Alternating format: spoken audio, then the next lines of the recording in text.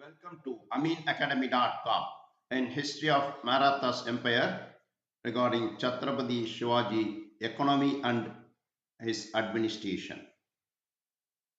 Chhatrapati Shivaji Maharaj administration was based on a well-structured legal system and ancient Hindu political customs. Here are some aspects of his administration. Ashtapradhan. Shivaji established a council of 8 ministers known as the Ashtapradhan to help him manage his state. The ministers and had specific responsibilities such as finance, administration, military, foreign affairs, justice, and religion. Revenue administration. Shivaji abolished the Jagirdari system and replaced it with the Ryotwari system. He also supervised the Mirasdars who had hereditary rights to land. Military administration. Shivaji organized a disciplined army with infantry, cavalry, and a navy. He paid ordinary soldiers in cash, while the chief and military commanders were paid through Jagir grants. Shivaji promoted the use of Marathi and Sanskrit in his court and administration, replacing Persian. Welfare of the peasantry. Shivaji was interested in the welfare of the peasantry. He subsidized farmers with seeds and cattle and advanced loans to new cultivators. Judicial system. Shivaji reviewed ancient laws of the land that suited his times. Social harmony. Social harmony was an integral part of Shivaji's body politics. Shivaji administration was inspired by the Deccan style of administration and Malik Amber's reforms in Ahmednagar. Now, let us give some more details about Shivaji's administration and economy.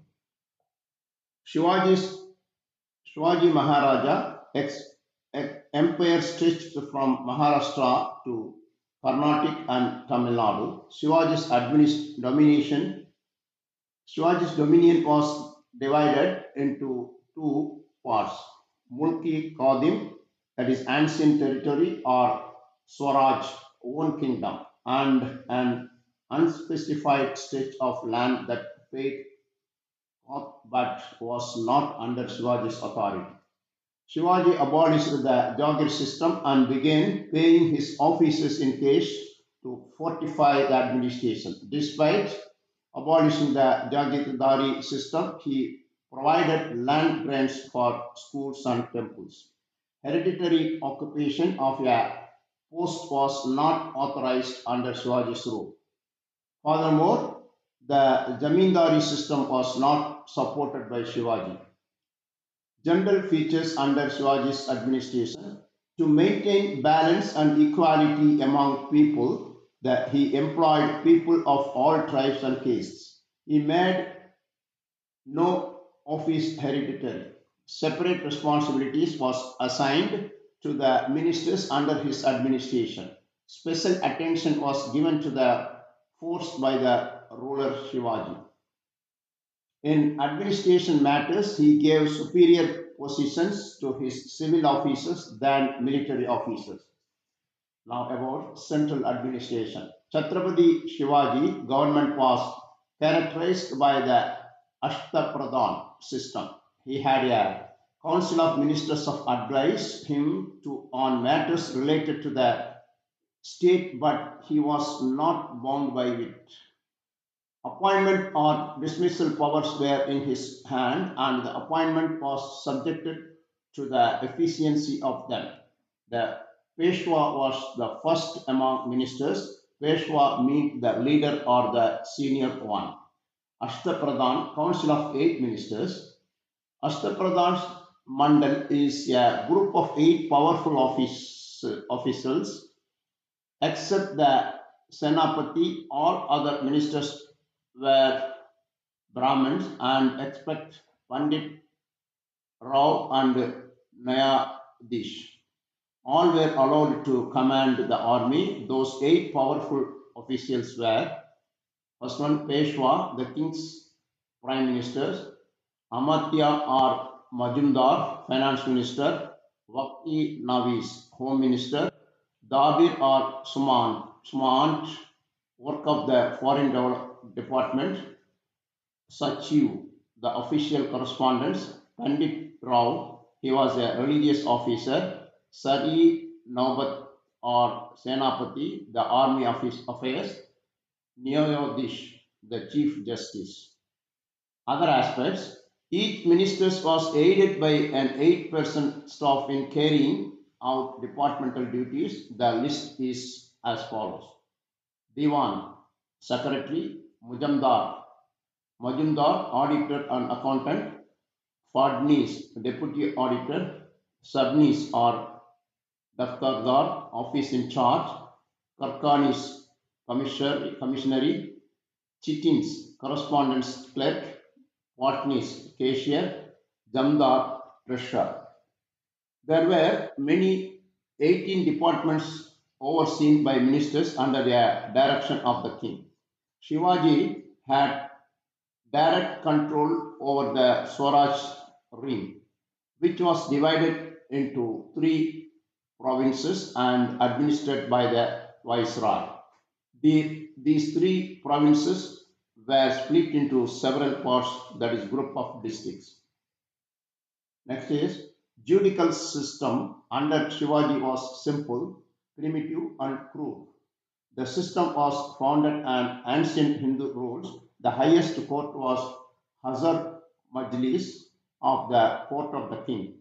The panchayats handled dispute between various parties in the communities, and the criminal cases were decided by the village patel.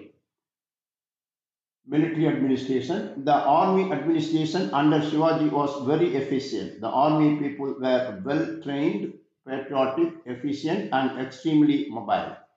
The following reforms were introduced by Shivaji in the army. Regular army.